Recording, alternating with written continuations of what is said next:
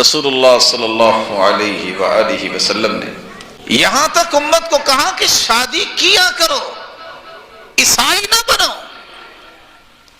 رسول اللہ صلی اللہ علیہ وسلم نے فرمایا تزوجوا فإنی مکاثر بکم الامم یوم القیامہ ولا تکونوا کرہبانیۃ النصارى، شادی کیا کرو، اولاد اللہ دیں گے، میں قیامت کے دن اپنی امت کے زیادہ ہونے پہ فخر کروں گا۔ تم کرہبانیۃ النصارى، جس طرح عیسائیوں کے پادری شادی نہیں کرتے، تم پادری نہ بنو۔ بلکہ اللہ کے رسول صلی اللہ علیہ وسلم نے فرمایا، سوال کیا عکاب بن بشیر سے، ہاں بھئی شادی شدہ ہو؟ کہتے ہیں نہیں۔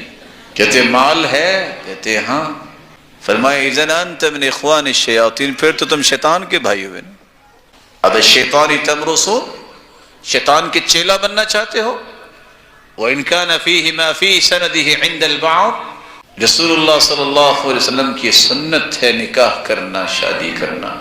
اور آپ حیران ہوں گے سیدنا عمر کی بات سن کے، وہ کہتے ہوتے تھے میں شادی کرتا ہوں میری ضرورت نہیں ہوتی، میں صرف اس نظریے سے شادی کرتا ہوں کہ میری وجہ سے اللہ کے پیارے پیغمبر قیامت کو فخر کرے، میں فخر کا سبب بن جاؤں۔